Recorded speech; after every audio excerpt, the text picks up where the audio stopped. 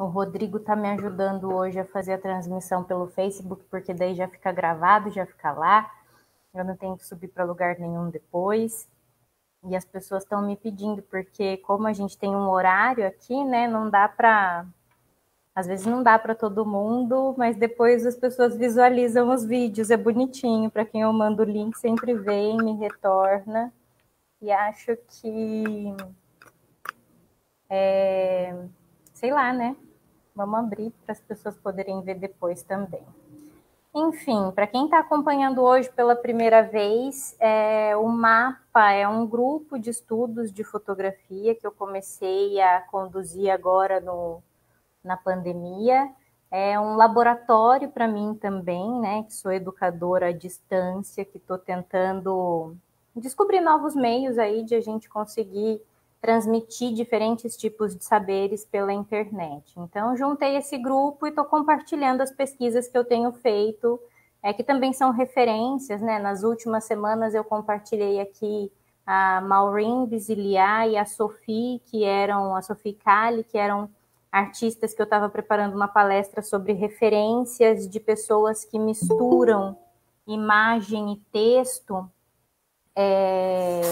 para belas artes. Então, essas pesquisas para outros lugares eu acabo compartilhando aqui também. E aí a ideia é trazer diferentes tipos de referência, né? Um mapa em si, para uma pessoa como eu que é arquiteta, ele é muito mais um lugar onde você descobre todas as possibilidades existentes, né, todos os caminhos possíveis, do que um lugar que te aponta uma direção, né? Então, a ideia aqui é colocar diferentes pontinhos nesse mapa, diferentes profissionais, diferentes referências, para que vocês que estão acompanhando aí cada vez se sintam mais próximos dessa história da fotografia, dessa história da cultura visual, e vão ampliando também esse repertório, que é uma coisa tão importante, né? Acho que uma das coisas que eu falei nos primeiros encontros aqui do mapa é que todo fotógrafo incrível com quem eu já trabalhei, ele era incrível em grande parte porque ele tinha um baita repertório e ele sabia como sair de todas as situações ou como resolver muito bem todas as situações que apareciam na fotografia dele, né? Na prática fotográfica dele.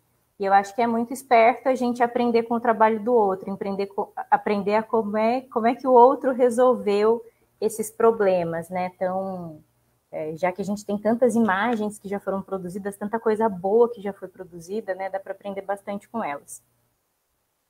E aí o Marcel Gauthieron, que é o fotógrafo tema do encontro de hoje, é um personagem que eu particularmente gosto muito, porque ele reúne muito bem, assim, duas das habilidades ou dois dos saberes pelos quais eu me interesso, né? Ele também estudou arquitetura, então eu como uma ex-arquiteta aí, né? Eu fiz a faculdade de arquitetura, mas atuei na área muito pouco. Tenho uma admiração e conheço um pouco da história, né, da arquitetura, então eu consigo fazer essas conexões para entender um pouquinho o peso, né, a importância disso na carreira dele. E também, como fotógrafo, ele estava do lado de gente muito, muito, muito interessante, né? Ele trabalhou lá no Museu do Homem, na França, junto com o Pierre Verger. Então, é uma pessoa que tem na essência, né, duas dessas grandes paixões que eu também tenho. Então, é um personagem, se eu tivesse que escolher alguém para trocar de vida assim na fotografia, eu acho que talvez seria ele. Então, vou começar aqui vou apresentar, compartilhar minha tela com vocês. E aí vocês me sinalizem se vocês perderem de vista aqui, tá? Se vocês não estiverem vendo. Então estamos transmitindo. Vou colocar aqui a apresentação. Opa, vamos do começo, né?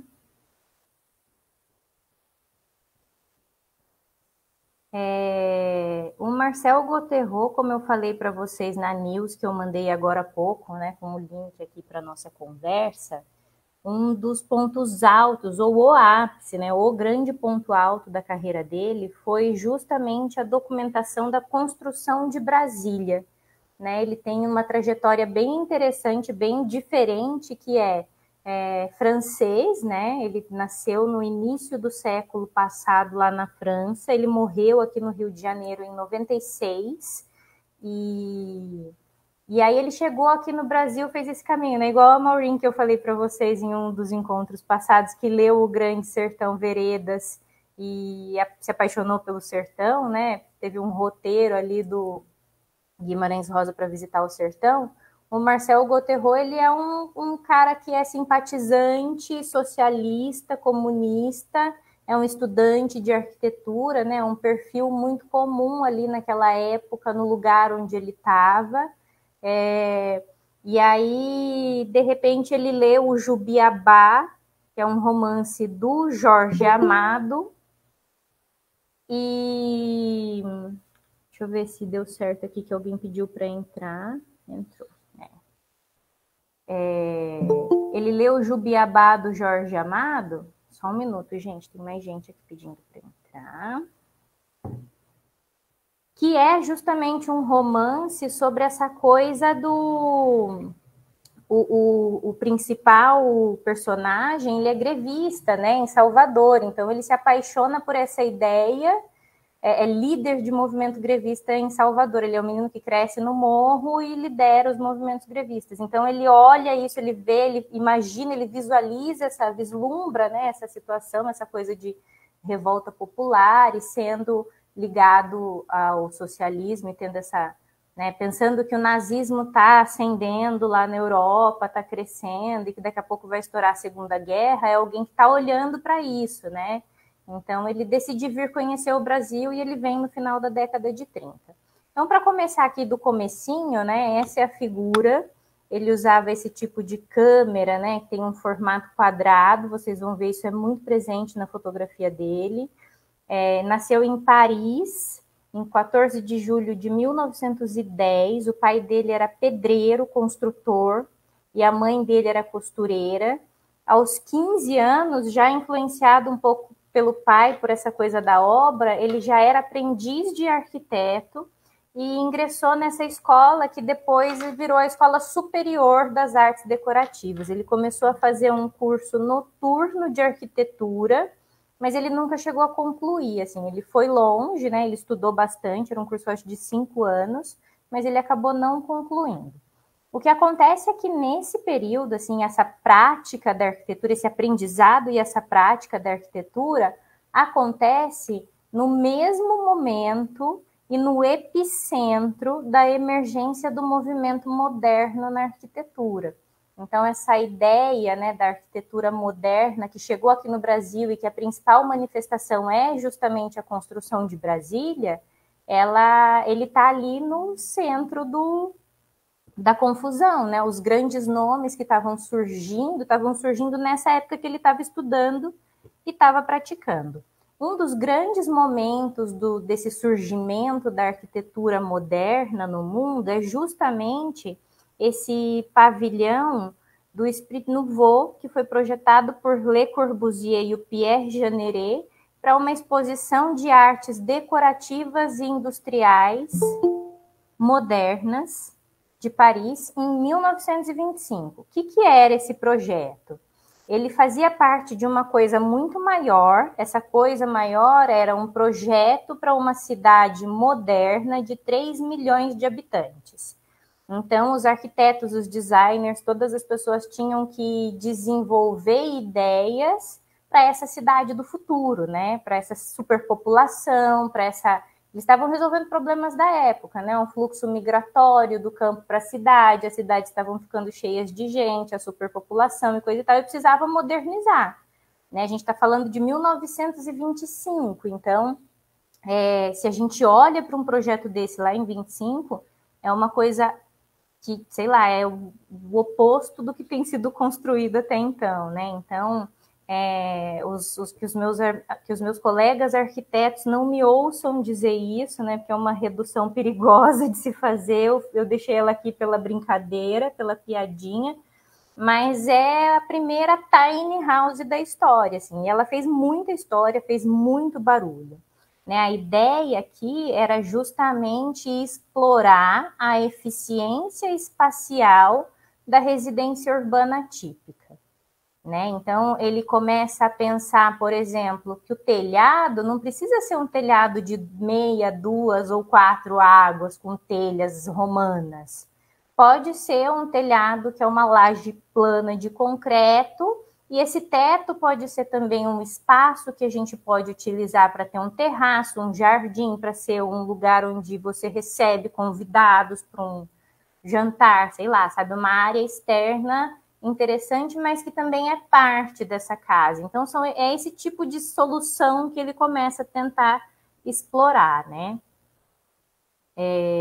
E aí esse projeto acaba meio que definindo a composição das regras fundamentais de toda a arquitetura moderna, né? Uma espécie aí de atuação meio política até, de quem quer mostrar para o mundo que essas formas que são mais simples, mais geométricas, mais puras, que podem ser criadas pela indústria para padronizar e produzir em grande quantidade, elas também podem ter valor estético, né? E estético não só de estética visual, mas de estético de experiência.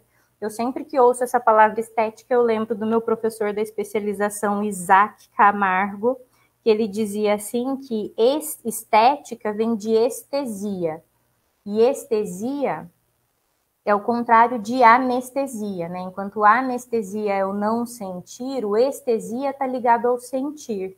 Então, essa ideia de que a obra arquitetônica também pode provocar essas sensações e que você pode trabalhar essa questão do conforto também, sabe? Organizando melhor as coisas e criando uma experiência que seja realmente bacana de morar, tá? Então, dentro das casas, né, os interiores, o mobiliário todo era feito de maneira extremamente funcional. Por isso que eu brinco que era a primeira tiny house mesmo, né?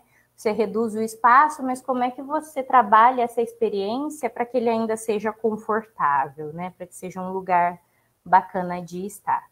Então, aqui tem mais algumas fotos, né, alguns detalhes construtivos aqui, são imagens de revistas, algumas publicações super antigas, então não consegui encontrar essas fotos numa resolução muito bacana para a gente ver aqui, mas dá para enxergar um pouquinho, né, essa lógica dos ambientes, né, que são, por exemplo, aqui, ó, você tem um ambiente grande e essa parede interna, que é uma divisória, ela já faz várias coisas. Ela forma um corredor, ela forma um outro ambiente aqui, ela forma provavelmente um outro ambiente aqui, um banheiro. Então, essa forma de construir, que também tem um mezanino, ó, tá vendo? Tem uma parte de baixo e tem um mezanino aqui em cima. São todas coisas, proposições novas que ele está trazendo para melhorar um pouco essa questão do uso do espaço em ambientes pequenos, né, dessa habitação moderna. E essa foi a primeira iniciativa na história da arquitetura nesse sentido, e por isso que ela é tão importante, né? Então aqui ó, dá para vocês verem essa coisa do armário, das gavetas, da porta que abre, do não sei o que, todos esses detalhes construtivos internos. Aqui tem uma foto, né, dessa ideia de como é que é esse ambiente internamente, né? Normalmente essas habitações modernas, ela tem uma planta que é mais livre, é mais aberta para que você tenha mais liberdade de dispor as coisas ali. E aqui tem uma perspectiva, meio que um corte para a gente entender como é que essas coisas funcionam lá dentro, né? Eu sei que é um pouco confuso para quem não entende muito a linguagem de arquitetura, mas aqui, ó, tem aquela laje por onde passa a árvore, né? Então, aqui tem um jardim ali, e aí aqui a gente tem a parte interna, a cozinha, os ambientes, o banheiro, o quarto, tudo, e uma escada, né, que vai lá para o terraço e que vai para o mezanino no andar de cima. Beleza? E aí aqui é a vista externa, né, do lugar. Então, ele vai desenvolver essa ideia de uma habitação que é moderna, unifamiliar, pequena e confortável, com um jardim mais 2 andares. Tá? Então, esse é um pouco do que estava acontecendo com a arquitetura naquele momento, né? Que ele estava ali se tornando um arquiteto, que ele era um estudante. Em 27, 2 anos depois, ele visita uma outra exposição em Stuttgart, e tem esse nome aí que eu não vou saber dizer, gente, não vou saber pronunciar, não importa o quanto eu estude, eu tente, eu sou um fracasso nessas pronúncias alemãs. Ele visita uma outra exposição de arquitetura sobre habitações modernas, que já acontece muito inspirada nesse projeto lá do Le Corbusier. Em vez de ter uma habitação, né, eram 30 habitações com alguns dos mais importantes arquitetos que estavam despontando aí nessa modernização, né? A ideia aqui, pessoal, é mesmo impulsionar essa indústria, aprimorando os projetos e trabalhando em equipes multidisciplinares. Então, participaram dessa construção, dessa exposição, empresários, representantes das indústrias que fabricavam os materiais, arquitetos, designers, e a ideia era realmente construir um projeto que pudesse ser replicado em larga escala, né? Porque você está falando de modernização, de avanço, né? De eficiência. Em algum momento, isso tudo aqui virou uma série de regras, né, que fundam aí a arquitetura modernista. Essa arquitetura, essas regras, né, vou ler aqui para vocês da minha cola, eram 5. Então, a ideia é que essas obras precisavam ter uma fachada livre, janelas em fita, que são essas janelas que cortam um edifício na horizontal e que deixam uma visão do interior para o exterior na altura do olhar da pessoa, sabe? Que seja bem livre. Então, é pequeno, mas você tem muita vista de fora, né? Você não está sufocado ali internamente em um ambiente que é apertadinho e não tem nenhuma saída. Os pilotis, que são esses pilares que elevam a construção do chão e que também não interrompem o livre trânsito de pessoas, né? Elas não interrompem nem visualmente, não cortam a paisagem visualmente, e eles também não limitam ao trânsito de pessoas.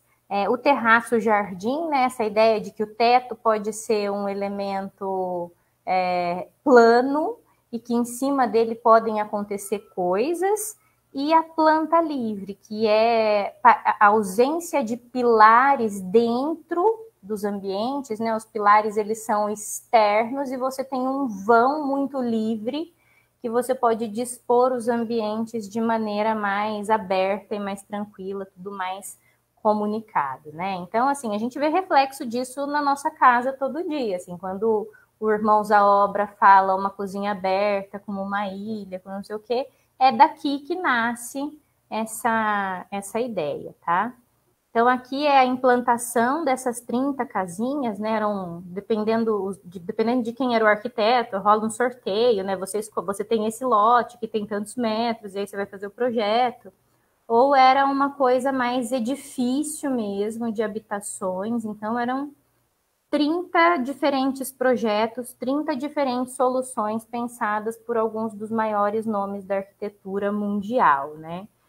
Então, Walter Gropius era um dos participantes, deixa eu ver se eu coloquei o nome deles aqui. Walter Gropius, Mies van der Rohe, o próprio Le Corbusier, e tinha um outro nome também que era muito importante nesse momento, que era o Gregory Warshawski, que ele vem aqui para o Brasil também, a primeira casa modernista no Brasil é dele aqui em São Paulo. E aí o Marcel Gauthieron estava né, visitando tudo isso, tendo tudo isso como inspiração aí, como uma coisa que, né, é o futuro da arquitetura, né, que está nascendo aqui, eu estou fazendo parte disso.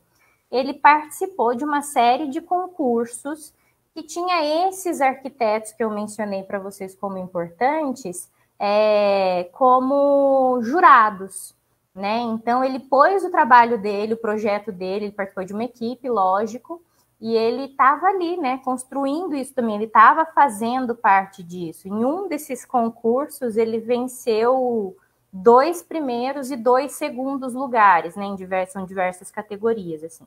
Então, além disso, ele também começou a participar de congressos para falar sobre arquitetura, né? Congressos que também eram de estudantes, que eram simpatizantes do socialismo e estavam preocupados ali com a ascensão do movimento nazista, né? Do nacionalismo em geral na Europa.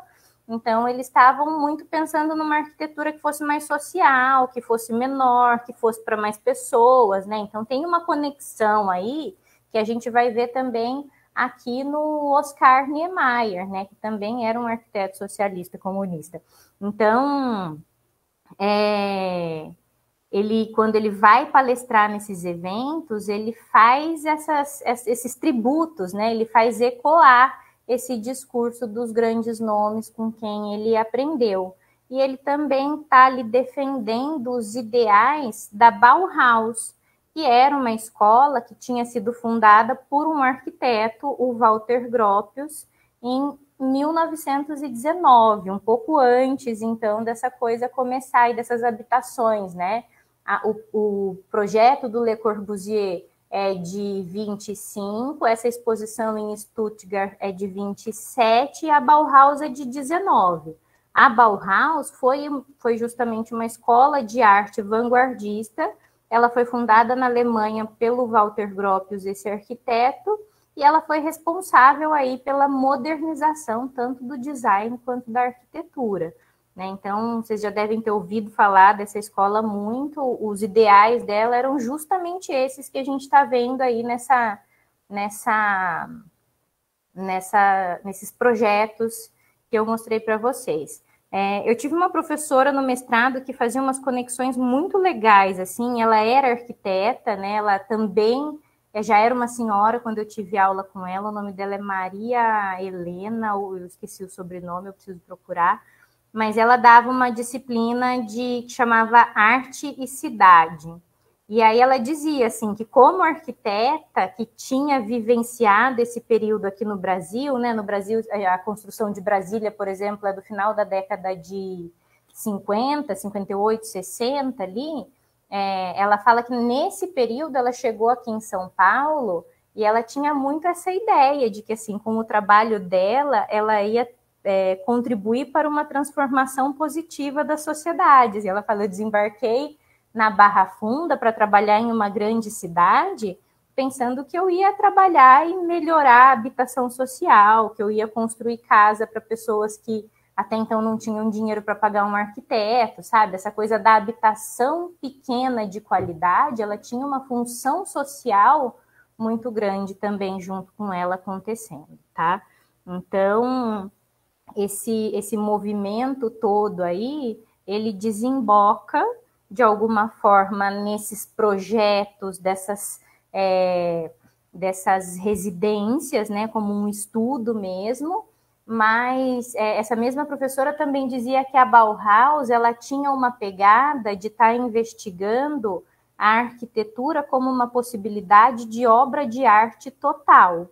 Então, essa questão do social e da qualidade estética muito fortes e muito presentes nesses projetos, né? Essa questão da Bauhaus da arquitetura como uma obra de arte total é porque na arquitetura a gente consegue organizar, né, ou trabalhar com vários elementos da construção como linguagem. Você controla a acústica, você controla a distribuição dos cômodos, a circulação das pessoas dentro da casa, você controla uma série de coisas, né?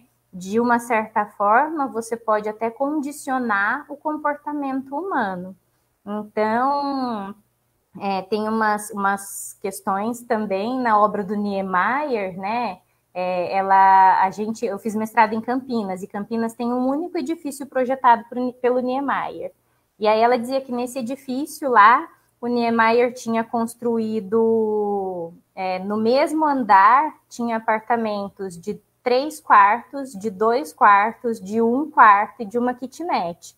Porque a ideia era que as pessoas meio que forçando a convivência das pessoas, de diferentes perfis de pessoa num mesmo andar, você acaba possibilitando a convivência, né? Você acaba, uma hora eles vão se entender, e aí você coloca todo mundo ali, você cria essa oportunidade, né? Desses encontros.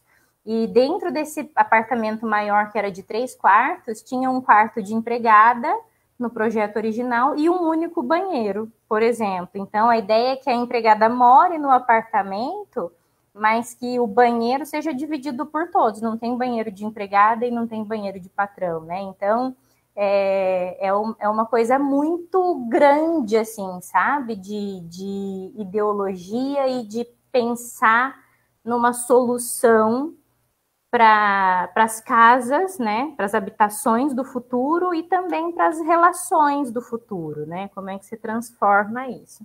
Aqui no Brasil, a construção de Brasília, eu já adianto para vocês que foi extremamente criticada pela comunidade internacional. Posso mostrar um documentário depois de um dos maiores especialistas no conforto da cidade, né? Uma pessoa que também é arquiteto, casado com uma psicóloga e que vai estudar a qualidade emocional das cidades e dos espaços. Ele fala que é o Jangel, ele fala que se alguém tivesse sido contratado para construir um lugar que destruísse a vida urbana, essa pessoa não teria sido tão bem sucedida quanto as pessoas que construíram Brasília. Então, essas críticas, elas são muito grandes, assim, é um movimento que obviamente meio que naufragou nesse sentido, porque a primeira coisa que um cidadão faz quando ele compra um apartamento de 3 quartos, quarto de empregado e um banheiro só, é dividir o apartamento, dividir o banheiro e fazer 2, né? Ele fica com uma suíte e um banheiro menor. Então, a gente até foi fazer essa pesquisa, e de todos os apartamentos de 3 quartos daquele prédio em questão, nenhum mantinha o banheiro como no projeto original, né? Então, as pessoas vão transformando isso e lógico, é uma ideia que não deu muito certo, por assim dizer. Mas tá aí, né? Estão todos esses elementos aí. E aí, assim, o Le Corbusier, ele vem para o Brasil no final da década de 20, ele vem para cá em 29, ele faz um tour pela América Latina, palestrando, participando de concurso, incendiando a ideia, né, dos arquitetos, tocando fogo, e depois ele vai embora. Na década de 30, já, acho que em 36, ele volta para o Brasil para ser consultor do nosso primeiro prédio modernista de verdade, que é o Ministério da Educação e Saúde no Rio de Janeiro. Então ele volta para cá e ele faz essa consultoria aí para um grupo de arquitetos brasileiros, dentre eles o Niemeyer, que faz parte aí desse primeiro projeto.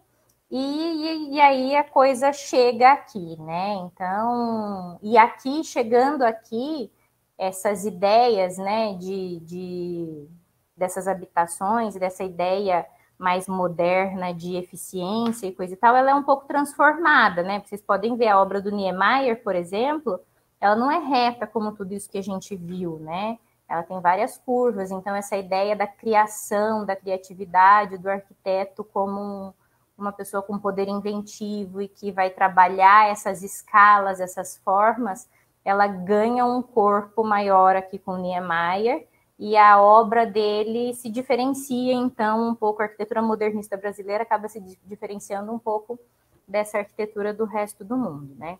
O Le Corbusier, ele fala em um dos livros dele, que é Por uma Arquitetura, que eu acho que chama, é o primeiro livro que ele escreve lá na década de 20, ele diz que a arquitetura é o jogo sagaz, correto e magnífico dos volumes reunidos sob a luz. E o Gauthieron, um tempo depois, ele vai dizer assim que não consegue fazer uma boa fotografia quem não entende de arquitetura, porque a fotografia também tem na luz o elemento modelador e estruturante dessas decisões formais e estéticas. né? Então, ao mesmo tempo que ele está trabalhando a arquitetura inspirado em uma pessoa que tem esse ponto de vista, né, de arquitetura ser um jogo que é sagaz, que é correto, né? Então tem um jeito certo de fazer, e que também é magnífico, né? Que é um jogo que você vai ali juntar esses diferentes volumes e reunir eles em uma determinada luz, né? E aí ele vai transformar um pouco isso, o Gotteron, ele vai trazer isso também para a fotografia. Poxa, tem uma conexão muito grande aí, né? Porque a luz aqui também é o elemento que estrutura essas decisões estéticas. E aí a fotografia acaba entrando na vida dele, né? Vai crescendo esse interesse. E no começo da década de 30, ele se associa a uma agência fotográfica francesa, que é a Alliance Photo, que é a primeira agência a ter alcance mundial. Então, ele é do time também que se interessou pela fotografia porque queria viajar, porque gostava de viajar e que tinha essa pegada, né?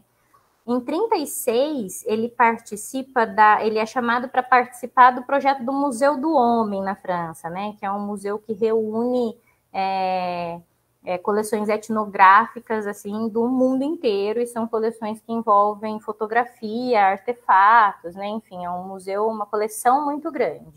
E lá ele trabalha junto com o Pierre Verger, que é só um dos maiores etnofotógrafos que já passou por esse mundo, para organizar a estruturação do registro fotográfico de toda a coleção. Então, junto com o Pierre Verger, ele começa esse trabalho aí. Em 37, ele vem fazer uma viagem pela América Latina, vai para o México fotografar as diferentes culturas, e lá ele conhece o fotógrafo Manuel Álvares Bravo. Essa foto que vocês estão vendo aí é dele, que passa a ser uma das suas principais referências, junto com o Cartier-Bresson, que era a referência dele também. E aí, em 39, o Jubiabá é lançado na França em 38. Então, como eu disse para vocês, o narrador, o Antônio Balduino, é um menino que cresce no morro e vira líder grevista em Salvador. Então, ele tem essa simpatia pelo socialismo, né, pela luta popular, pela revolução, e aí ele gosta disso e ele vem para cá para conhecer. Quando ele chega aqui, ele pega malária, porque ele não vem exatamente para a Bahia, ele vai para a Amazônia, e aí ele vai fazer toda a delta do Rio Amazonas, não sei, não tenho certeza exatamente o que ele veio fazer nessa viagem. Mas ele termina no Peru, no Chile, aí ele pega a malária, volta, nisso que ele volta, a guerra estoura, e ele é convocado para servir, passa um tempo no Senegal, poucos meses servindo, mas é bem tranquilo, ele é logo dispensado, e aí ele tem que tomar a decisão de voltar para a França, que naquele momento está ocupada pelos nazistas, ou voltar para o Brasil, e ele decide voltar para o Brasil porque ele gostou bastante daqui. Quando ele chega dessa segunda vez de vez, ele vem para o Rio de Janeiro. E no Rio de Janeiro ele começa a se envolver ali, ele se enturma com um grupo de intelectuais e artistas que ainda eram desconhecidos, mas que logo começaram a assumir um lugar de destaque na cultura brasileira.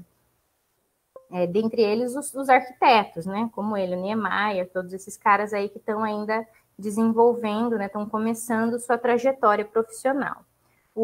Entre eles estava o Rodrigo Melo Franco de Andrade, que era o diretor do SFAM, que era o Serviço do Patrimônio Histórico e Artístico Nacional.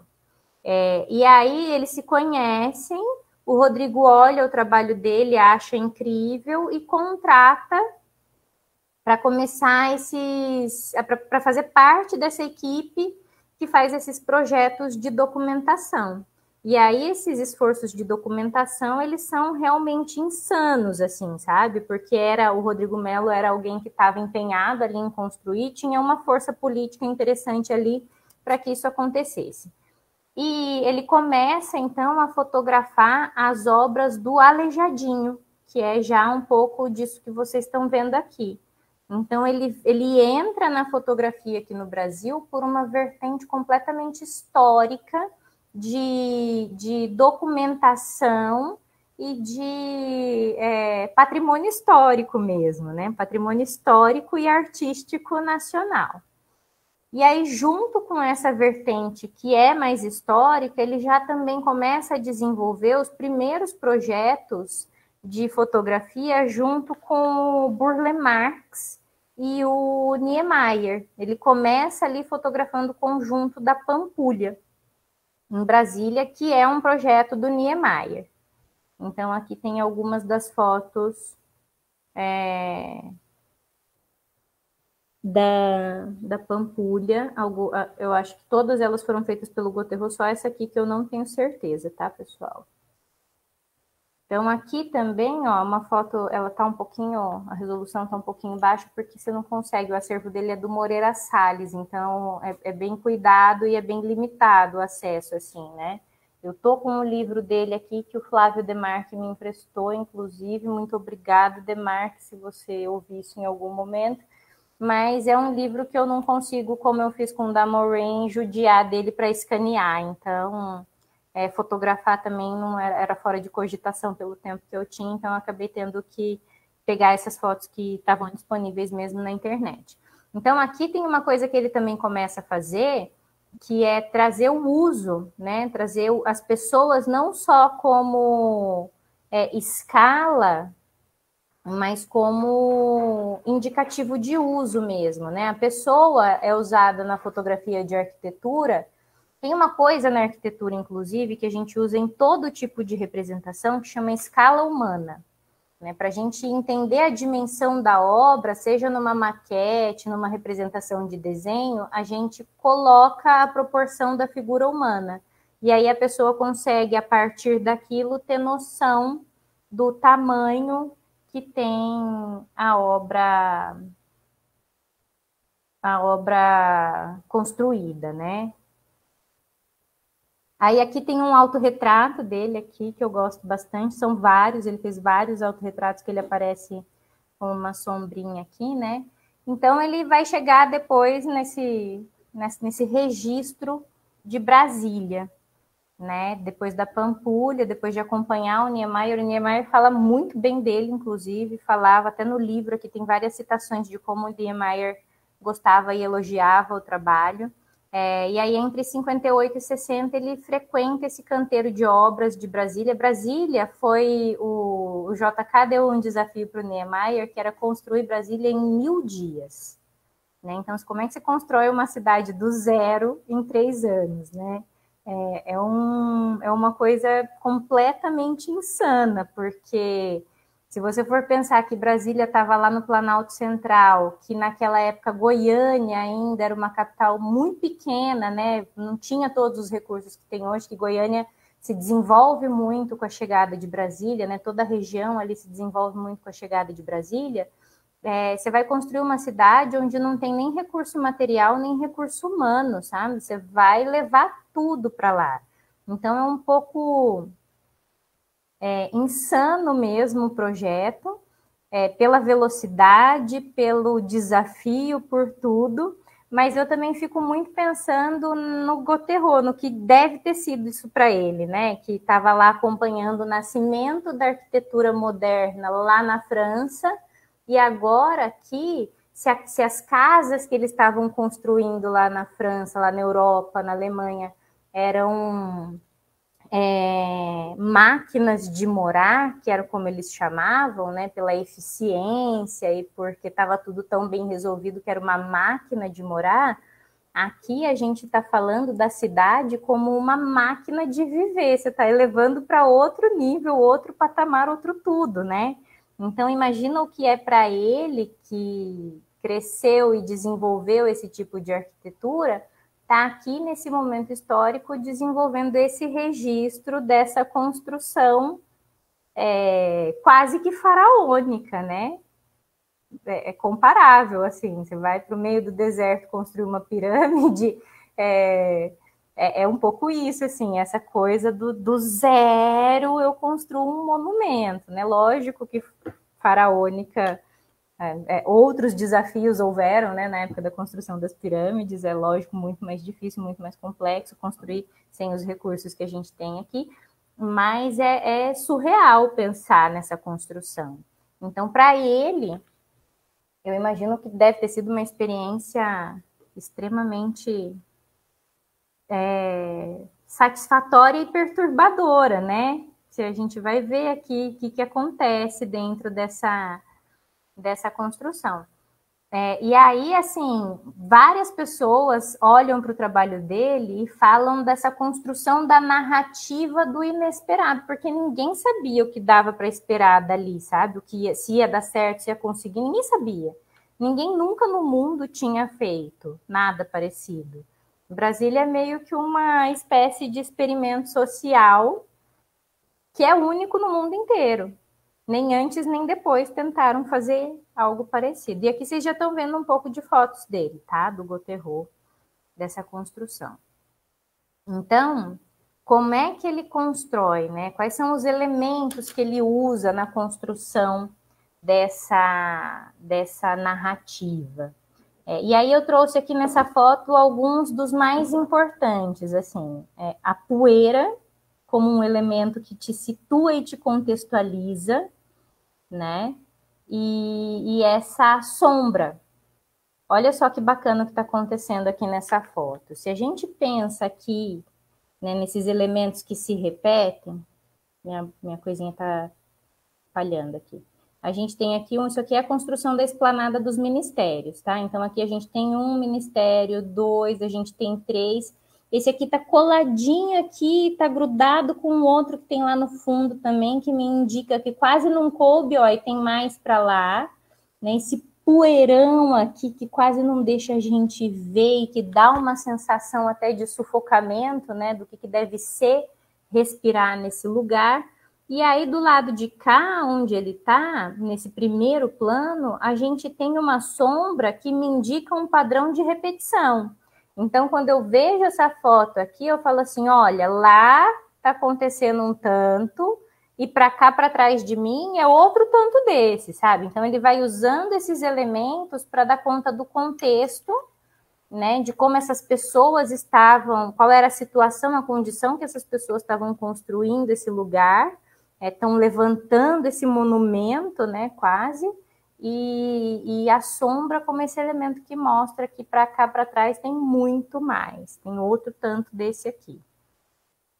Aqui também, né, essa coisa do esforço também sobre-humano, né, essas repetições, e sempre que ele pode, ele coloca o horizonte, ó, que dá para gente essa sensação de estar no meio do nada. Literalmente, né? Brasília, a escolha para a implantação de Brasília foi justamente uma tentativa de levar o país para o interior, né? Então eles vão para onde não tem exatamente nada, escolhem um terreno imenso que não tem nada acontecendo ali por perto e decidem fazer a cidade. Eles construíram, inclusive, eu não consegui pegar a foto do Catetinho, que era o palácio onde o JK ficava quando ia para lá acompanhar a obra, era de madeira, uma casinha tipo tiny house daquelas que tinha lá nas exposições em Stuttgart.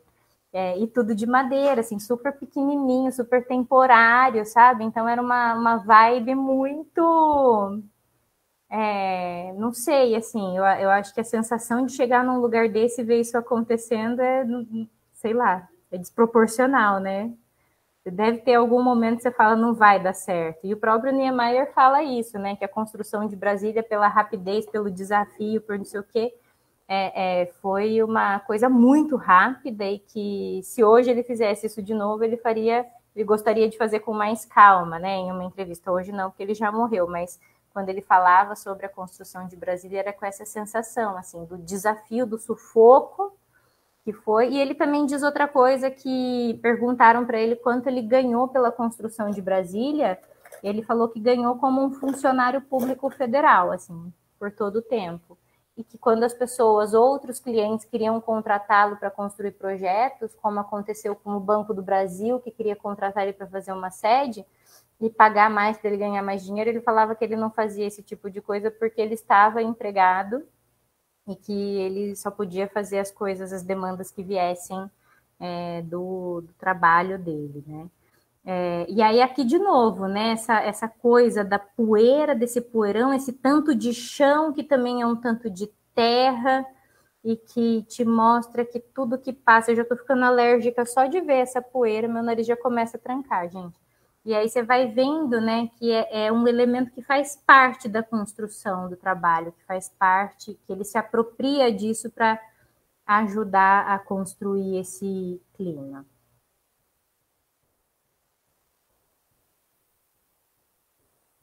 E aí, né, você vai vendo, aqui a gente está vendo a esplanada dos ministérios, a cúpula ali, que eu não sei se é do Senado ou da Câmara, e de novo o horizonte lá atrás, né, te situando que você está no meio do nada.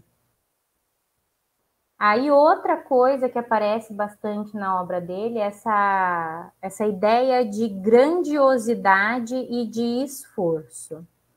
Né? Se a gente, olhando para uma foto dessa e entendendo a quantidade de metal que vai numa obra dessa de concreto armado, né, você começa a pensar, cara, isso tudo foi levado para lá, né? Lá não tinha nada. Imagina o tamanho da coisa toda que não foi, né? E para fazer isso em 1000 dias, construir toda uma cidade em 3 anos, que era também para dar tempo de ficar pronta dentro do mandato, né?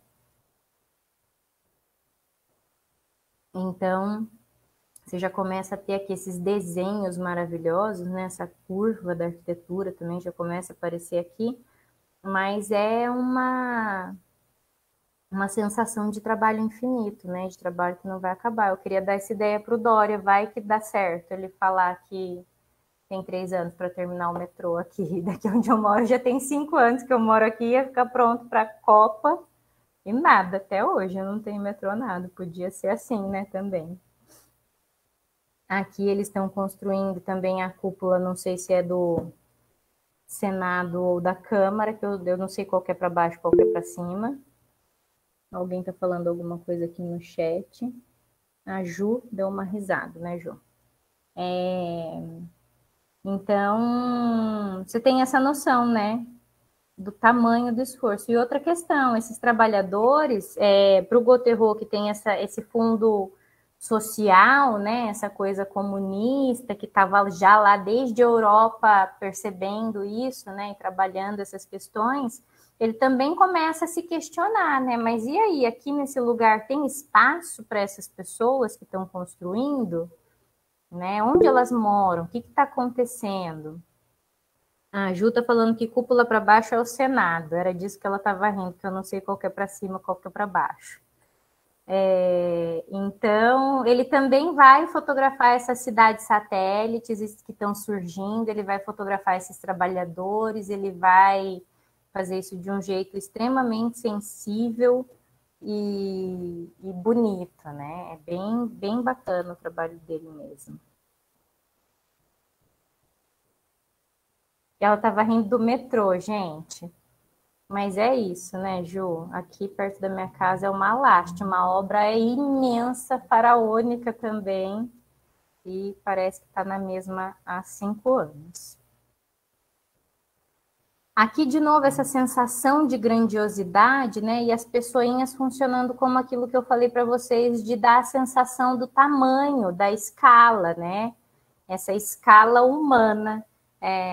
E isso a gente também usa em todo tipo de fotografia, né? Quando você vai fotografar um produto, sei lá, eu que faço caderninhos artesanais, quando eu vou fotografar, eu coloco uma caneta, uma lapiseira do lado, sabe? Que é um elemento que todo mundo conhece e que a partir dele as pessoas vão conseguir ter uma percepção mais realista do tamanho, né? Então é uma lógica que funciona em todo tipo de fotografia, né? Na arquitetura, a gente fala isso, da escala humana. Aqui, essa coisa também da grandiosidade, né? O tanto de gente. Aqui é uma comemoração de um dia do trabalho. Então, os operários que tinham ido para lá, né? Imagina, eu não sei se vocês se deram conta, assim, para construir Brasília, eles contrataram operários de outros lugares do mundo e levaram eles para lá para construir, né? Então, essas pessoas moravam lá, elas foram com família, então tem umas contagens que são absurdas, assim, no primeiro censo que fizeram, eram 600 e poucas pessoas, a grande maioria eram homens operários.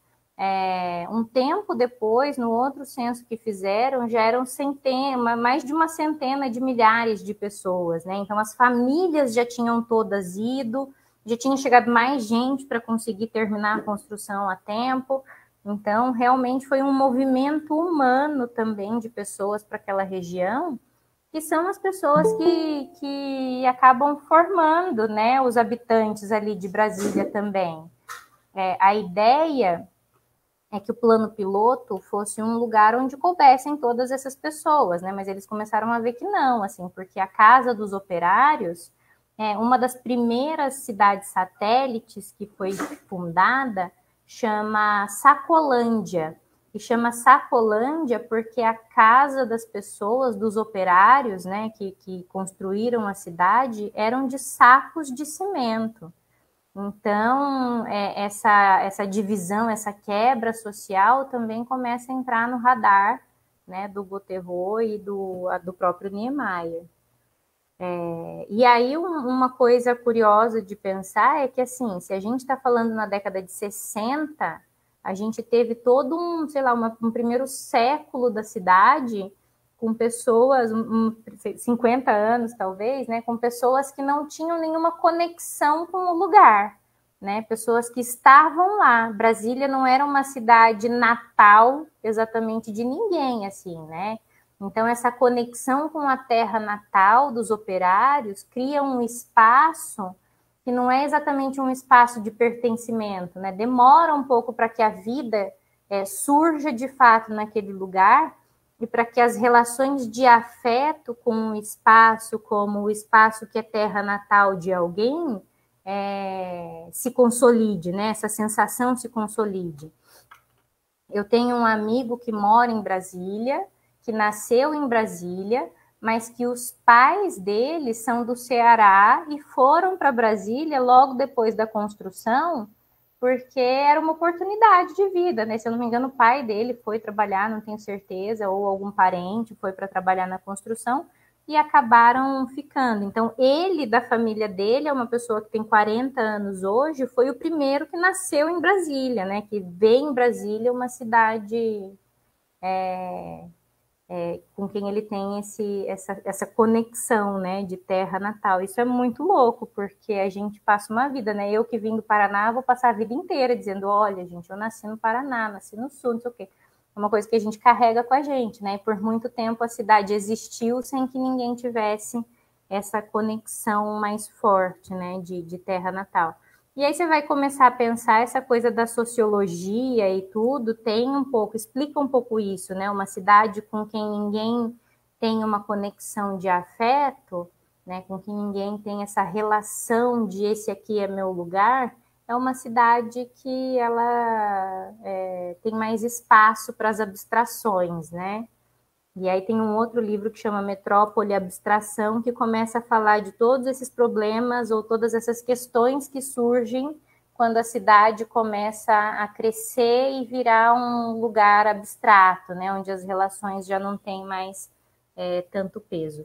A Ju Medeiros está dizendo que até hoje, né, que a maioria das pessoas que moram em Brasília não é de Brasília, eles estão em Brasília. É isso mesmo, Ju, assim, todos os políticos, né?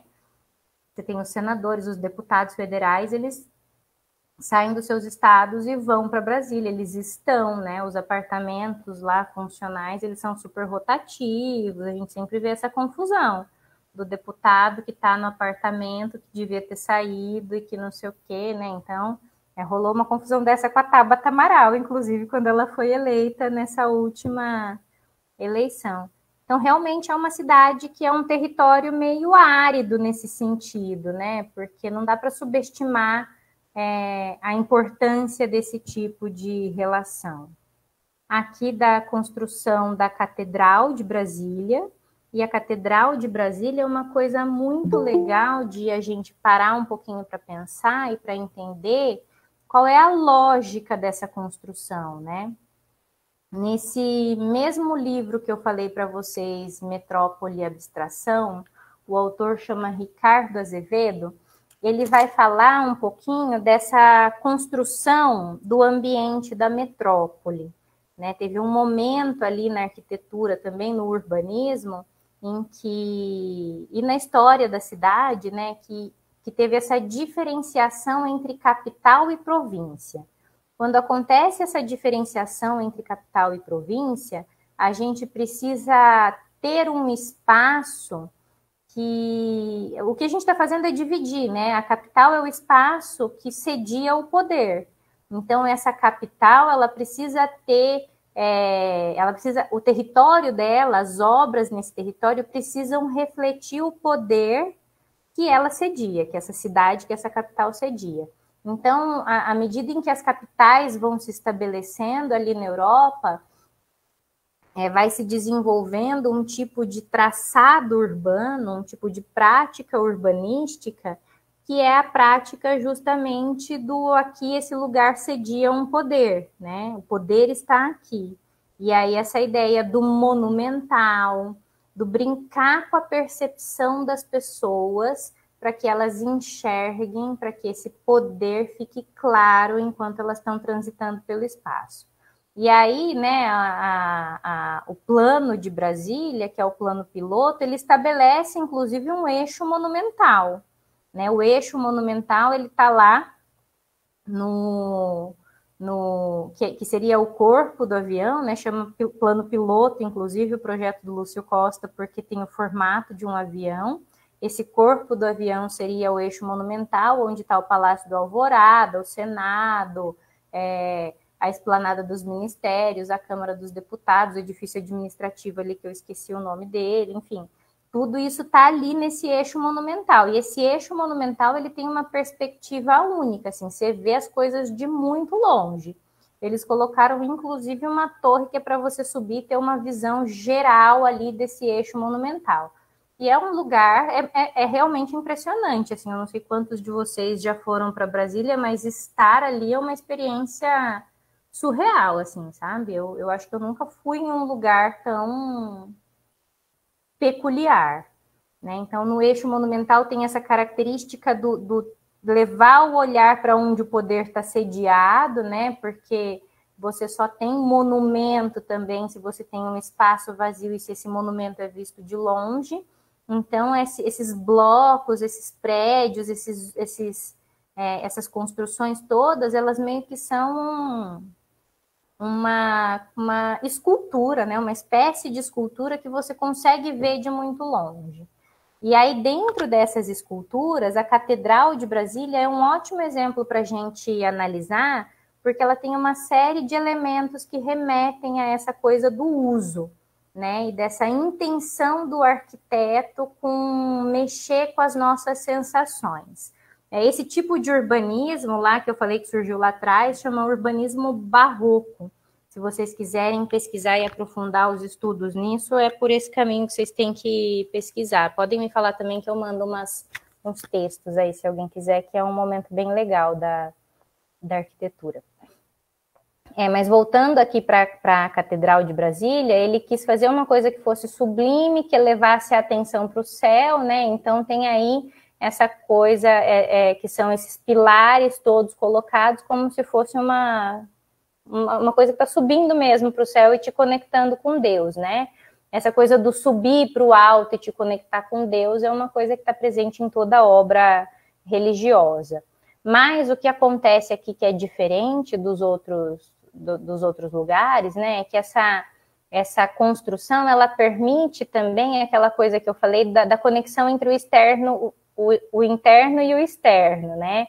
Esses pilares, eles são espaçados, na base eles são super espaçados, a catedral, ela afunda um pouco para o chão, né? Então, ela tem uma parte que é meio subsolo e essa cúpula aí, essa construção seria a cobertura e todo esse fechamento é em vitral. Então, uma coisa que acontece para você entrar nessa catedral, você passa por um túnel que é um trecho subterrâneo.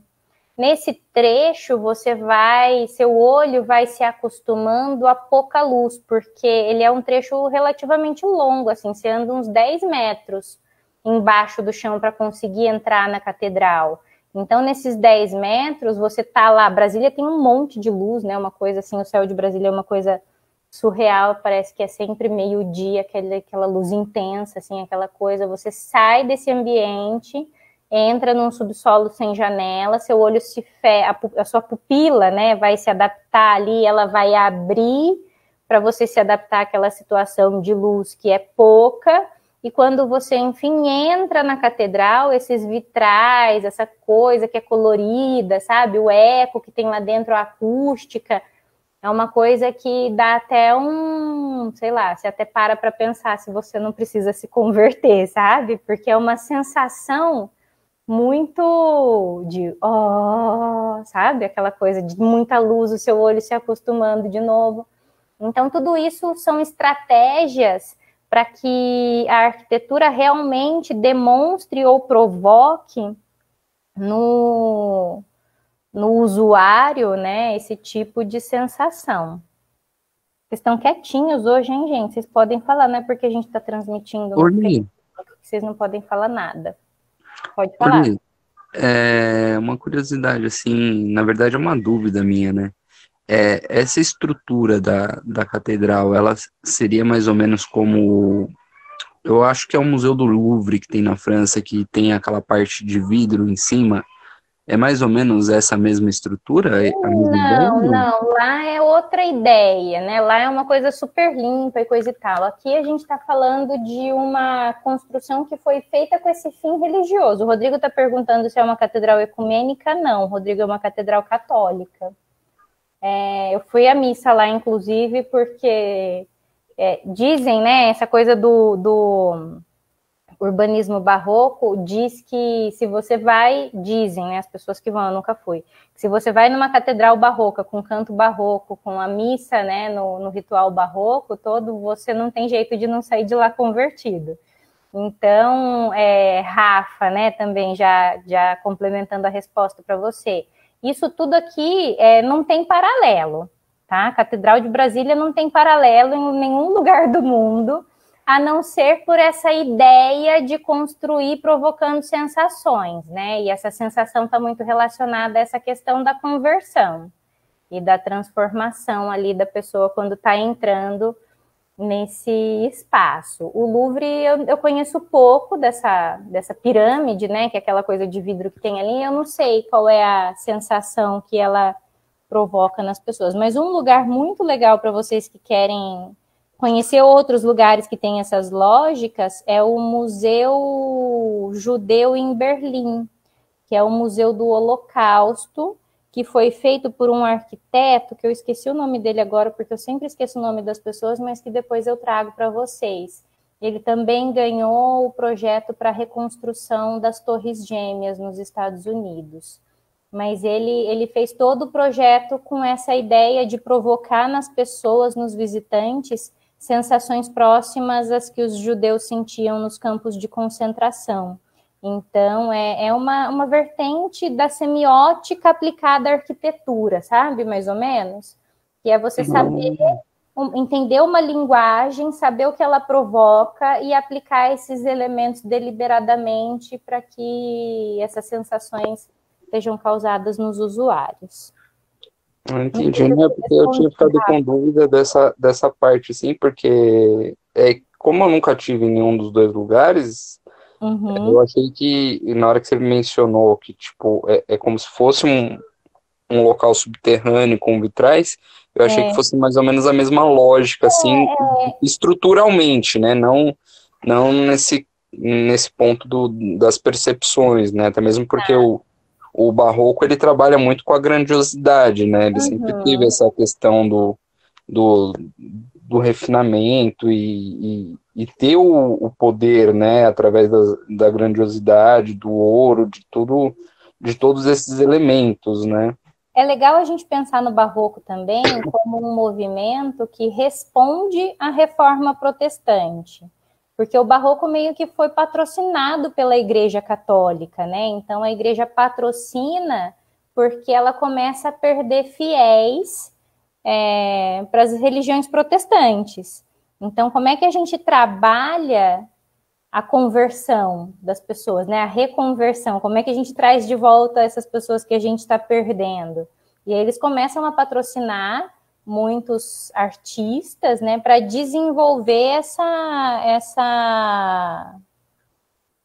esse movimento, né, que é um movimento justamente de resposta.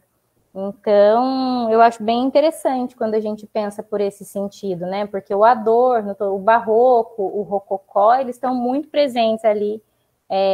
Eles crescem, né? E fermentam dentro da igreja mesmo, e principalmente da Igreja Católica ali, que patrocina esses artistas para reconquistar os seus fiéis. E aí é um lugar assim, sabe? Eu sou uma crítica de Brasília, mas eu também gosto muito de lá, sabe? Eu acho que eu demorei para conhecer Brasília e eu conheci Brasília daí por esse olhar dessas pessoas que nasceram lá, sabe? Que cresceram nessa lógica da cidade, que também tem um carinho muito grande por aquele espaço. Então, sei lá, Brasília proporciona coisas que são bastante... É uma experiência bastante diferente da que a gente está acostumado, né?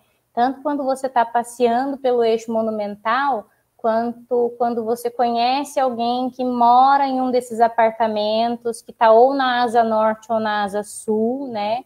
Porque aí o eixo monumental é o eixo onde ficam os equipamentos urbanos ou, né, da política da cidade, né, mais presentes. E as asas norte e sul são onde estão as habitações. Então, lógico, tem uma setorização, é mais barato quanto mais longe, enfim, tem toda essa questão territorial, política e econômica. Mas quando você entra na asa norte ou na asa sul e conhece o lugar do ponto de vista de um habitante, você começa a ver que Brasília é uma cidade muito diferente. Por exemplo, ela não tem esquina. Você não tem esquina em Brasília, né? Os prédios são construídos sobre pilotis, então você vê as coisas, é uma visão mais permeável, é uma experiência diferente. Eu gosto porque eu vou passear, né? Mas também, por outro lado, é uma cidade que tem muito trânsito, que tudo você tem que fazer de carro, é uma cidade um pouco difícil do ponto de vista da vivência humana e do uso, né? Então, tem várias contradições aí. Outro aspecto que ele traz aqui para esse registro é a implantação da cidade, né? Lembra que eu falei que sempre que ele pode, ele coloca o horizonte? Sempre que ele pode, para mostrar que está no meio do nada, né? Sempre que ele pode também, ele se afasta e fotografa isso, né? Mato, mato, mato, mato, pessoas. E aí vejam bem, né? Aqui ele já está começando a trazer essa coisa da crítica, né? Essas pessoas que são as pessoas que constroem, que são claramente os operários, que estão com roupa simples, que são trabalhadores, e eles estão saindo, né? Eles constroem e eles saem, porque aquele lugar não pertence a eles. E aí, de novo, né? Eu me afasto, eu dou um monte de chão, e aí eu mostro uma coisa brotando literalmente no meio do nada. Aqui é a capela da casa do Bolsonaro.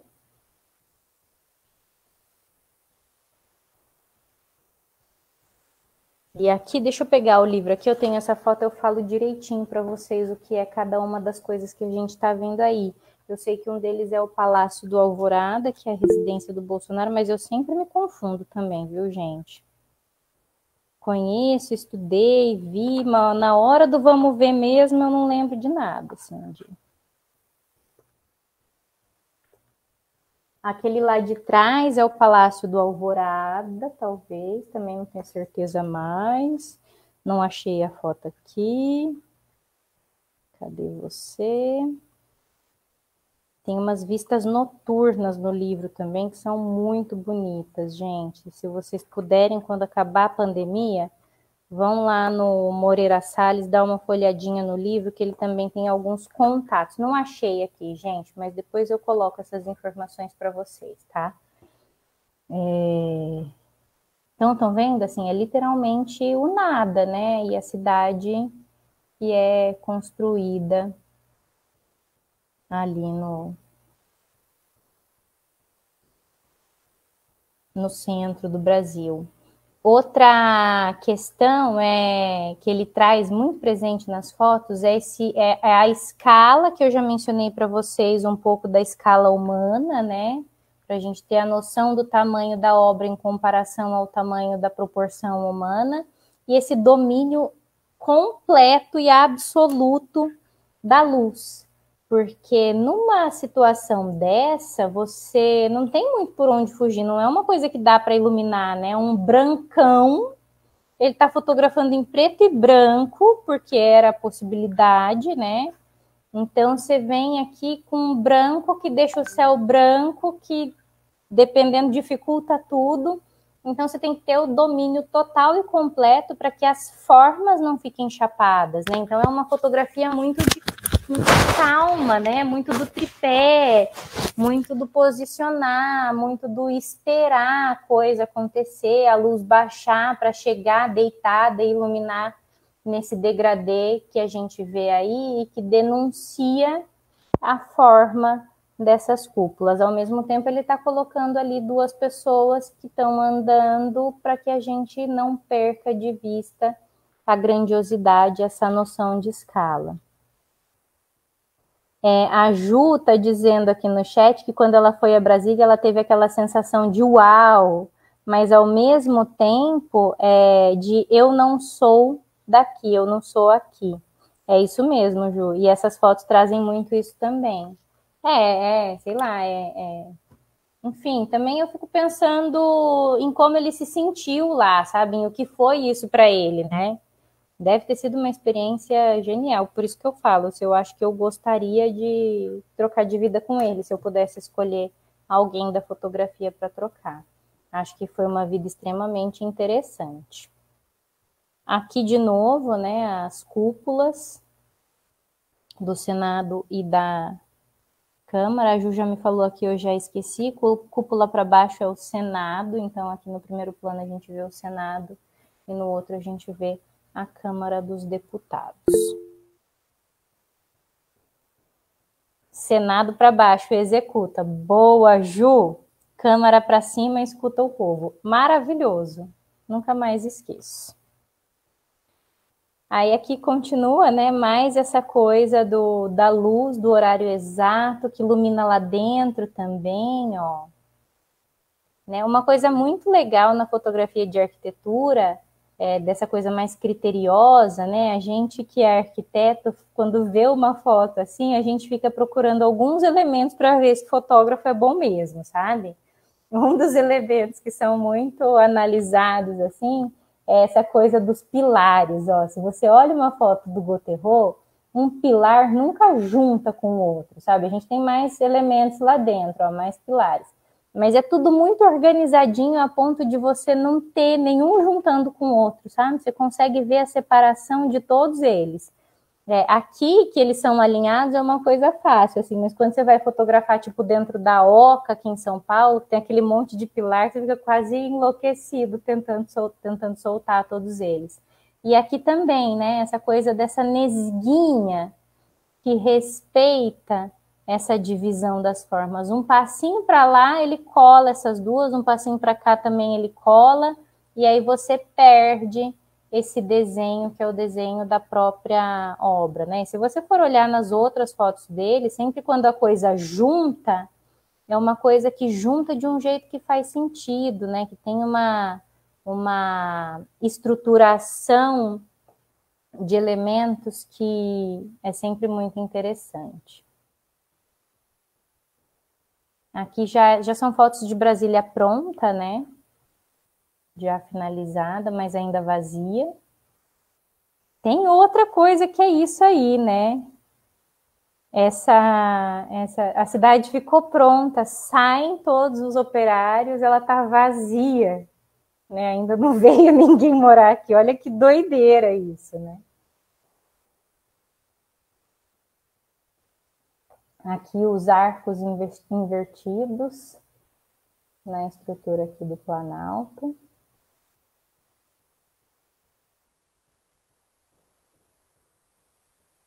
É muito bonita, né? Aqui de novo um ambiente interno, acho que essa é a última foto da apresentação, mas é um ambiente interno que tem de novo uma pessoinha lá, ó.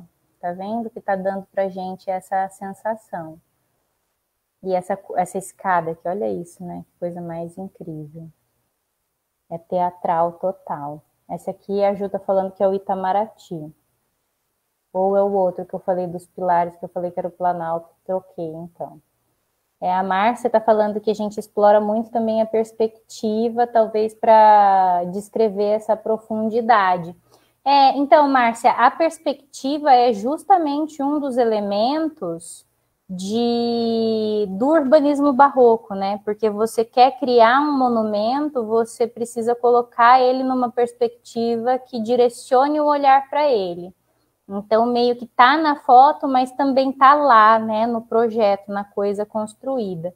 E aí, por último, eu coloquei aqui 2 fotos que ele também foi documentar esses trabalhadores e as condições, né? Então, aqui era uma das cidades satélites que estavam sendo construídas para que os operários que estavam construindo o plano piloto morassem.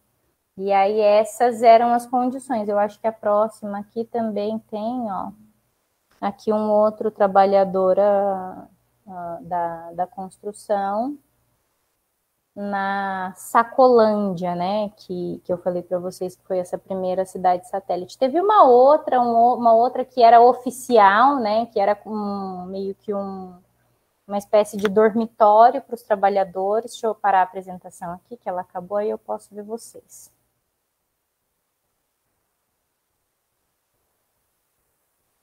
Muito bem, peoples. Podemos voltar aqui a conversar todos. Vocês podem abrir o microfone aí para falar, mas a ideia, né, da cidade satélite que eu estava desenvolvendo. Me refiro aos elementos utilizados pelo fotógrafo. Sim, né, a perspectiva é explorada por ele muito, mas ela também é explorada pela construção, tá? Então, ele está mostrando uma perspectiva que realmente foi reforçada e foi criada propositalmente pelo projeto. Então, é um elemento que está nas 2 coisas, foi isso que eu quis dizer, mas ela está muito na fotografia do Gauthieron também. E aí, gente, eu queria mostrar para vocês, a gente tem aqui ainda uns 40 minutos, um pouco menos, e tem um vídeo do Instituto Moreira Salles, que é bem legal e que eu queria ver pelo menos um trecho dele com vocês. Ele tem meia hora e vai falar um pouco sobre essa trajetória do Gauthieron e vai mostrar outros trabalhos que ele fez ao longo da vida. Então, eu vou colocar aqui para a gente ver, beleza? A Ju tá perguntando aqui no chat se a gente viu lá deixa eu parar de apresentar aqui. A Ju estava perguntando no chat se a gente viu a Casa de Saco, né? Que surreal. Eu acho, tem esse lado do surreal, né? Mas o mais surreal para mim é essa coisa da cidade chamar Sacolândia. Ó, aqui, ó. Esse não é o que pisou, esse é o que está me mordendo agora aqui, mas eles ficam todos aqui por perto, pisoteando o computador. Mas a ideia de chamar o lugar de Sacolândia, né? O tamanho da crueldade que é isso.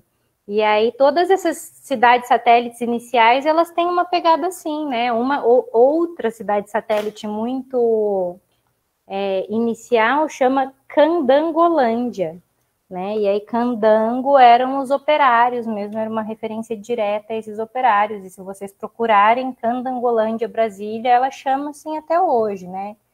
Então, acho que fica um pouco escancarado já, desde esse registro aí, essa cisão, né? Essa divisão social que o Gauthieron, como bom documentarista, não deixou passar, né? Porque esses registros que ele tem de Brasília, essas fotos, são mais de 4.000 imagens e contempla absolutamente tudo que vocês podem imaginar. Esse acervo está no IMS, como aconteceu lá com a Maureen, que eles trabalham esses acervos, né, em diferentes aspectos. Tem vídeos, tem outras conexões. O site do Moreira Salles é um lugar bem legal para vocês buscarem mais informação sobre ele.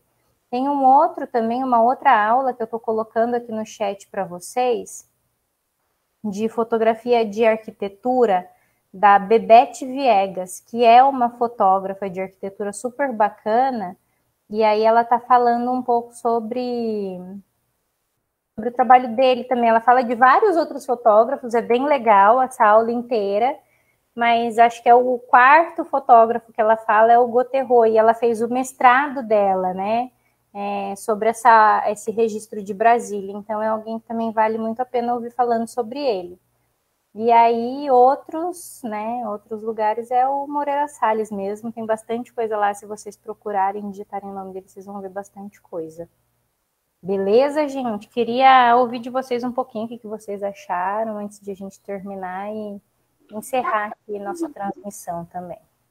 Nossa, eu achei surpreendente, porque é muito legal, assim, a forma como a grafia dele com a luz e sombra, os desenhos, as formas, é tudo muito pensado, né? Eu fico imaginando que na época, para ele fazer com uma Rolleiflex, as exposições que ele faz, em termos de latitude e disposição, assim, ele tinha que estar muito inteirado do local, né? Porque não é assim tão simples fazer foto de arquitetura. Você tem uns horários do dia para você saber como que aquela luz vai incidir dentro daquele contexto. Então, assim, eu imagino que o trabalho dele de imersão muito antes da foto, dele pegar a câmera para clicar, deve ter sido assim esplêndido, né?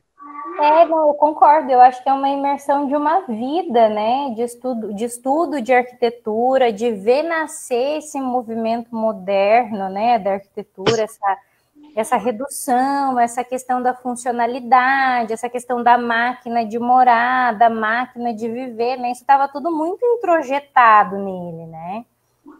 Dá para dizer que ele é a geração que ajudou isso nascer e se consolidar como movimento, né? Enquanto ele estava lá na arquitetura. Mas é legal porque, assim, parece que ele está desenhando realmente, como se ele estivesse ilustrando a foto, porque a percepção e o olhar dele, você vê as linhas, a forma como ele constrói as imagens, e mesmo no retrato, naquele retrato que você colocou, acho que a última foto da apresentação, em que está o rapaz encostado na árvore, você vê como cada elemento, a posição de cada um dos elementos está construído na imagem. Não é aleatório, ele coloca o desenho da nuvem fora da cabeça do rapaz, aí você tem o desenho da árvore, que sabe, tipo, espaços milimétricos, assim, que ele deixa na composição, e parece que você está vendo aquela estrutura do livro do Adonis, né, que justamente ele vai fazendo o desenho das formas, né, e é engraçado que, assim, não é uma vez que você vê isso na foto, você vê isso em quase todas as fotos que ele vai compondo, tem esses mesmos elementos, né, da hierarquia visual. Muito... esse foi um dos poucos fotógrafos que eu vi, assim, com essa qualidade de grafia da imagem, porque não é fácil você separar, tipo, essa separação de planos, e a forma como é feito é de uma forma sutil, mesmo no retrato, né? E considerando também que Brasília é uma cidade branca, né, sobretudo, é branca, ele está fotografando em PB, no formato quadrado, sabe, se a gente for pensar por esse lado, todas as dificuldades técnicas, elas estão meio que aí, né, todas as principais dificuldades técnicas estão meio que aí. Imagina que optar por fotografar em preto e branco, né, e não é uma opção exatamente, porque a gente está falando começo da década de 60, final da década de 50, é tipo perder o azul do céu, o contraste com o branco, sabe? Você vai sair de um cinza e ir para outro cinza nessa ideia. Então, para mim, isso é impressionante, assim, a qualidade de registro que ele tem trabalhando com tantas limitações, por assim dizer, né? Então, é alguém que eu realmente admiro, assim, que eu fiquei feliz de poder compartilhar aqui com vocês. Nossa, eu não conhecia, eu fiquei super contente, assim, depois você puder deixar lá no grupo pra gente esse link desse vídeo, Li, Deixo, pode deixar. porque eu gostei muito, assim, da referência visual e trabalhar com arquitetura, quando você não... você trabalhar com estilo, você ainda consegue ir limitando e controlando a luz de uma forma que você faz a luz, né? Agora, Sim. você pegar uma obra como essa e a forma como ele equilibra esses tons todos, se você olhar as sombras tão bem equilibradas com relação aos highlights, nossa. Profundos, né? Surreal mesmo. Eu tô aqui com o livro, ó, que depois vocês podem dar uma olhada, é do Moreira Salles. Esse aqui é só sobre a construção de Brasília. Quem me emprestou foi o Demarque. E aí tem, assim, muitas outras fotos que eu não consegui mostrar para vocês, porque é muita coisa, né? E escanear livro emprestado não é um hábito que eu tenho. Eu tenho outro livro aqui dele também, que faz parte de uma coleção, ó, chama A Forma da Luz, a coleção, e aí tem vários fotógrafos, a Maureen é uma delas, e aqui é um outro trabalho dele chamado Mar Aberto, que são, não sei, não lembro quantas fotos, 25 fotografias que ele fez em Aquirás, que é uma praia, uma comunidade no Ceará, se eu não me engano. Litoral cearense, no início da década de 50, antes de Brasília, sabe? Então já tem aqui também. É engraçado que isso que você fala, Rafa, essa estruturação, essa hierarquização, ela aparece não só na fotografia de arquitetura, né? Em tudo. É meio que intrínseco dele, parece que ele... quadro, né? É bizarro, assim. Sim, parece que ele está desenhando realmente a fotografia, parece que é ilustração, porque você perceber algumas nuances é diferente. Hoje todo mundo faz a separação de planos muitas das vezes utilizando a relação de foco e desfoque. Mas na imagem dele não, ele hierarquiza às vezes através de luz e sombra, o que eu quero dar destaque às vezes eu jogo na luz, às vezes o que eu quero ocultar eu jogo para sombras, às vezes eu coloco uma linha puxando outra que remete ao personagem principal da cena, isso nas fotografias do rito, né, acho que era um rito de candomblé que ele estava documentando, mas você vê que até mesmo a movimentação das pessoas, ele desenha, sabe? Eu quero que o personagem esteja aqui, mas esse personagem ele vai se realçar, então ele joga tipo mais claro, sabe? E com uma câmera dessa, eu não sei, eu não tenho certeza se tem outras opções de luzes externas, é difícil você controlar isso, né, tecnicamente falando, não é assim tão simples. Não, é muito trabalho, né, muito hábito mesmo. Acho que também essas referências, né, se a gente for pensar que não só ele estava no melhor lugar para estudar o nascimento dessa arquitetura modernista, como também ele estava no melhor lugar para aprender fotografia, né? Ele está lá no Museu do Homem trabalhando com o Pierre Verger, que é outro gigante, assim. Então, todos os lados, nessa formação visual, nessa construção de uma estética criativa visual, ele teve ótimas influências por todos os lados, as melhores que ele podia ter, sabe? A gente está falando de um cara que foi para o México, ficou amigo do Manuel Álvares Bravo, que também já tinha o Bresson como referência lá em Paris, sabe? Que estava nesse vucu-vucu, nesse caldo, né? Não tinha muito também como sair uma coisa ruim dali. Nossa, eu fiquei super feliz assim, com essa referência. Eu achei super legal, assim, porque era uma referência que eu de fato não conhecia, e você vê como ele trabalha esses elementos, assim, é algo surpreendente. a foto de floresta, de paisagem, porque são fotos difíceis de você ver, né, com essa qualidade, e não é algo tão habitual, né, eu achei, assim, espetacular, assim, e não é aquela coisa monótona, né, mesmo com repetições, são repetições que te trazem um movimento, né, então eu achei fantástico. Muito bem, Foi muito obrigada. legal. Deem um alô aí, pode ser só no chat, sim ou não, quem já conhecia o trabalho do Goterro. Porque eu tenho a impressão que ele não é mesmo conhecido do grande público, sabe? E aí a ideia de trazer essas referências tão diferentes até umas das outras é para ampliar esse mapa de possibilidades de vocês. Eu realmente não conhecia ele. Depois, se você puder colocar aquela outra referência que você falou, que ele conviveu junto também lá, ou lá no grupo lá, porque eu achei muito legal, assim, poder ter esse tipo de pessoa como referência. É bem legal. Beleza, então eu coloco no nosso grupo de WhatsApp. Quem estiver assistindo pelo Facebook, comenta aí que eu coloco o link de convite. Aliás, Rodrigo, obrigada, Rodrigo, ajudou a fazer essa transmissão aí. Se teve pergunta, se teve gente acompanhando, eu só vou saber depois. Então eu vou dar uma olhada lá para responder vocês que estão por aí também, tá? E é isso, pessoal. Muito obrigada pela participação de vocês. A galera está respondendo aqui no chat que não conhecia mesmo, que adoraram conhecer. Muito bem. Beleza. Valeu, Muito gente. obrigado. Uma boa noite, gente. Até a próxima. Boa noite. Semana que vem nos vemos de novo. Até Tchau, mais. tchau. Tchau, tchau.